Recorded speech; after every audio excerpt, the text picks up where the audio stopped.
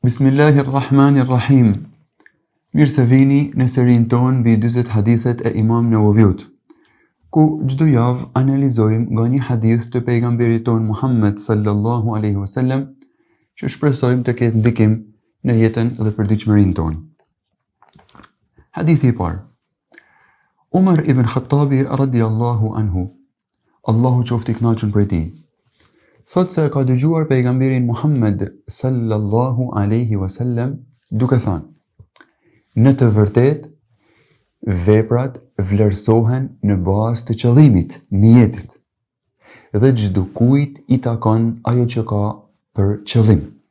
Prandaj, kush ka bërë hijret, shpërngulje për tek Allahu dhe pejgamberi i tij, hijreti i tij do të jetë tek Allahu dhe pejgamberi.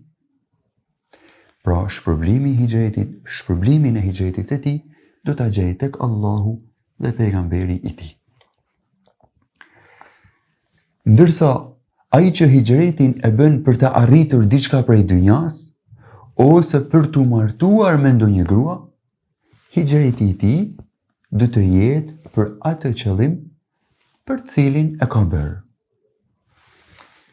Me të drejtë, çdo kush për jush mund të thotë cilat janë dobit, cilat janë mësimet, cilat janë mesazhet e këtij hadithi profetik. Themi, së pari, niyeti është shpirti i një vepre të mirë. Nga pastërtia e niyetit vlerësohen të gjitha veprat e mira.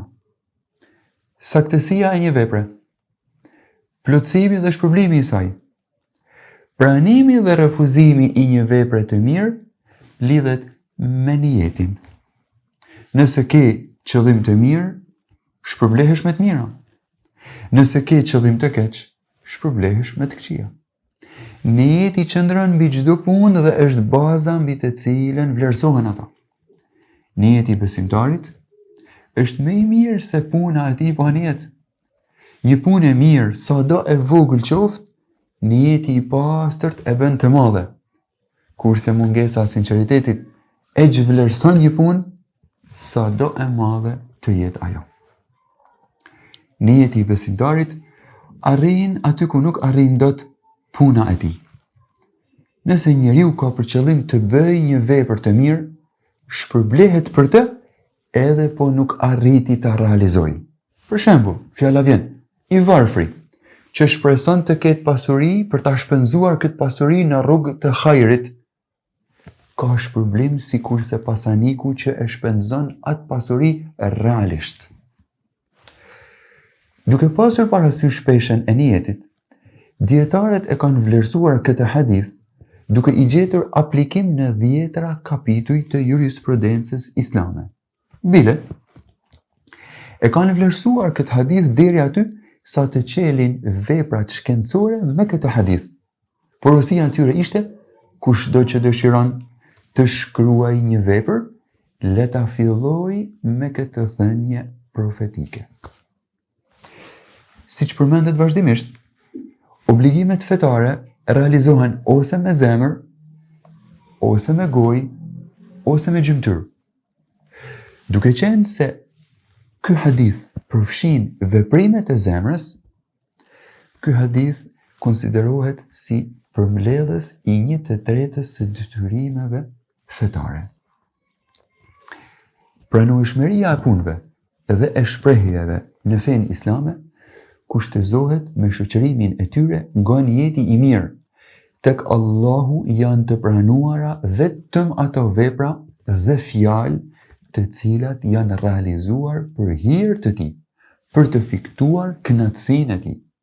Edhe braktisja e punëve të këqija kërkohet të realizohet me niyet të pastër, për hir të Allahut. Për më tepër, shpëtimi i besimtarit në këtë dynja nga cytjet e shejtanit, si dhe shpëtimi i besimtarit në ditën e gjykimit nga ndëshkimi, janë të lidhura me sinqeritetin. Për disa veprime, niyeti është kusht për vlefshmërinë e tyre. Fjala vjen, namazi, po niyet nuk është i saktë, nuk vlen. Për dallim nga disa veprime të tjera, realizimi i të cilave kërkohet fetarisht por niyeti nuk është kusht për vlefshmërinë e tyre, por është kusht për arritjen e shpërblimit prej tyre. Për shembull, fjala vjen: kthimi i borxheve monetare. Edhe pa niyet është i vlefshëm. Del personi nga përgjegjësia e borxhit, por shpërblimi i këtij kthimit është i lidhur me niyetin dhe synimin. Duhet kemi kujdes. Niyeti i mirë nuk e bën haramin halal. Niyeti i mirë nuk e bën bidatin sunet. Qëllimi nuk e justifikon mjetin. Në anën tjetër, një vepër e lejuar, me terminologjinë fetare quhet mubah. Një vepër e cila është mubah ose e lejuar. Si për shembull, të ushqyerit, të fjeturit, të udhëtuarit, dalja për punë, nëse shoqërohet me niyet të pastër, nëse një vepër e lejuar shoqërohet me niyet të mirë, për të ndihmuar në punë të mira, për të distancuar nga e keqja, kjo vepër e lejuar shndërrohet në ibadet. Dietarët musliman kanë thënë, adhurimi i muslimanit të shkujdesur është zakon, adet, ndërsa zakoni i besimtarit të kujdesshëm është adhurim, ibadet. Muadh ibn Jabal, shoku i profetit ton Muhammed sallallahu alaihi wasallam, thoshte: kërkoj dhe shpresoj shpërblim nga gjumi im, ashtu siç kërkoj shpërblim dhe synoj shpërblim nga zgjimi im për të falur namaz. Pra paramendoni një vepër e lejuar e cila shoqërohet me niyetin e mirë, konsiderohet dhe shpërblihet si adhurim tek Allahu subhanahu wa ta'ala. Me të drejtë mund pyes dikush nga ju: cili është vendi i niyetit? Themi vendi i niyetit është zemra. Por çdo të thot vendi i niyetit është zemra? Dy pika duhet i ketë parasysh çdo besimtar musliman. Kur themi se vendi i niyetit është zemra, kemi parasysh se nuk është kusht që niyeti të shprehet dhe të artikulohet me gojë. Artikulimi i niyetit nuk është praktik profetike. Të shprehurit e niyetit me gojë mund bëhet shkak që shumë besimtar të bien në vezvese. E dyta, kur themi se vendi i niyetit është zemra, do të thotë se nuk është në kompetencat tona gjykimi i niyetit tek tjetri. Zemrën e njeh dhe e gjykon vetëm Allahu subhanahu wa ta'ala. Një pyetje tjetër, e cila mund vinë në mendjen e një dëgjuesi, është se kur është koha e niyetit? Nëse vendi i niyetit ishte zemra, po koha e niyetit kur është? Përsa i takon kohës e niyetit, për atë i cili do të kryejë një vepër të mirë, koha e niyetit është fillimi i veprës. Pra në çastin që do ta bësh atë vepër, ndalo një sekond dhe pyet veten: përse po e bëj këtë veprim? Për ibadet apo për adet? Synoj Allahun apo dikë tjetër? Kërkon shpërblimin e dynjas apo të ahiretit? Synimi i veprës së mirë apo vetëdia, qëllimi, vullneti se po kryen një vepër të mirë për hir të Allahut është niyeti i pastërt. Niyeti i besimtarit, synimi i tij mallor është të arrijë kënaqësinë e Allahut subhanahu wa ta'ala.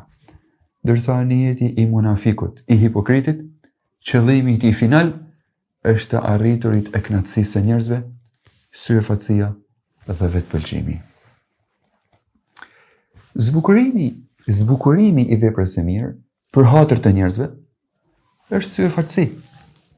Ndërsa të vepruarit për hatër të njerëzve është idhujtari.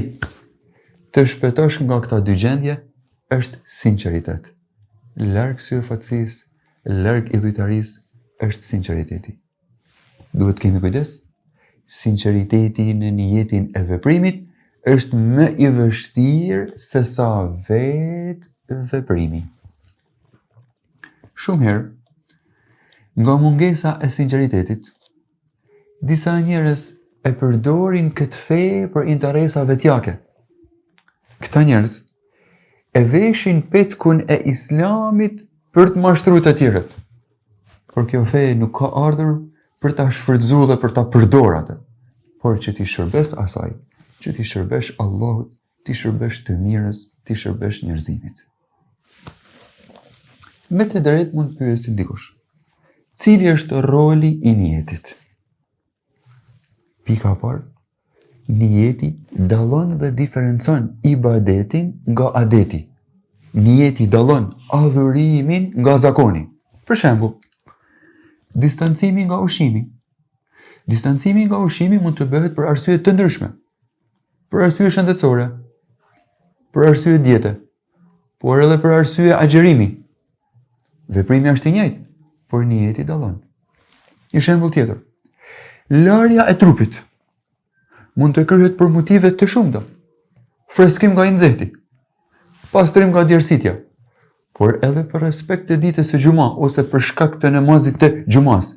Edhe pse veprimi mund të jetë i njëjtë në paraqitje, dallimi ndërmjet individëve e bën niyeti. Një shembull tjetër. Dy njerëz i japin lëmosh, njëri për t'u dukur dhe për t'u shitur si gjymërt, tjetri për Allahun. Vepra është e njëjtë, por shpërblimi është i ndryshëm. Një shembull tjetër. Bëjmë një punë të mirë në rrjetet sociale. Fjala vjen, publikojmë një ligjërat. Publikimin e kësaj ligjërate e bëjmë për like dhe klikime apo për kënaqësinë e Allahut subhanahu wa taala. Pra pika parë, niyeti dallon ibadetin nga adeti, adhurimin nga zakoni dhe tradita. Pika dytë, niyeti dallon gradën, shkallën, nivelin e ibadetit. Ky adhurim është mustahab, është sunnet, apo është farz. Fjala vjen, për shembull. Disa persona po falen në xhami. Çdo njeri prej tyre fal nga 2 rekat. Por njeri prej tyre me niyet për namazin e istiharës. Tjetri me niyet për respektimin e xhamisë, tahiyatul masjid. Një i tretë me niyet për sunetet e abdesit, ka marrë abdes dhe i fal 2 rekat për sunetet e abdesit. Një i katërt, sa po i ka dalur gjumi dhe po fal namazin e sabahut, farzin e sabahut.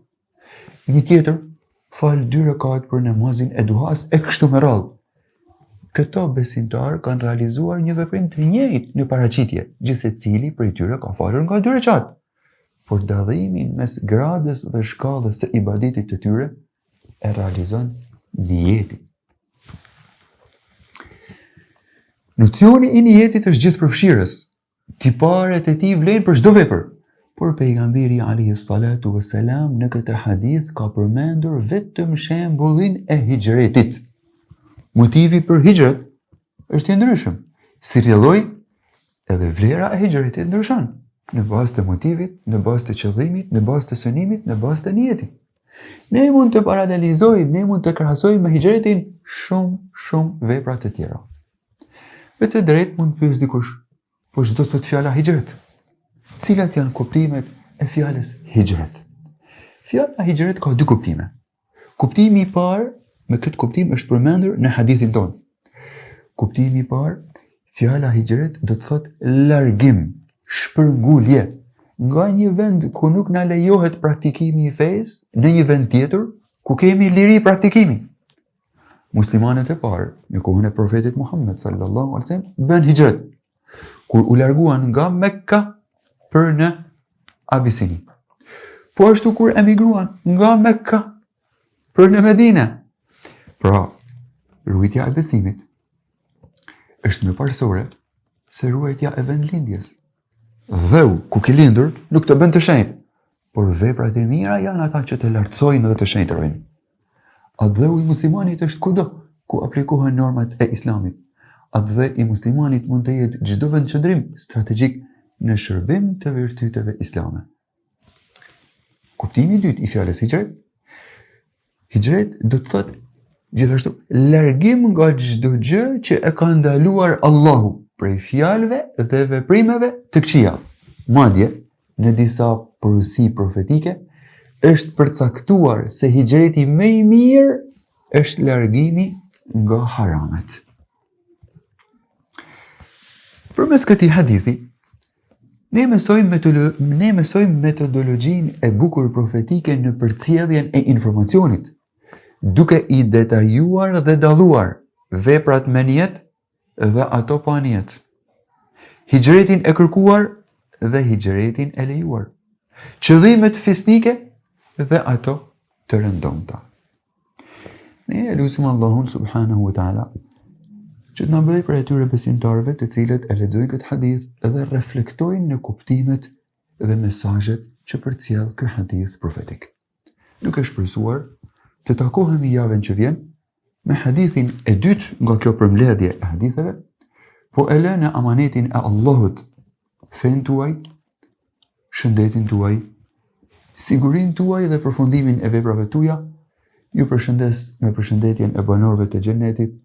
Assalamu alaikum wa rahmatullahi wa barakatuh.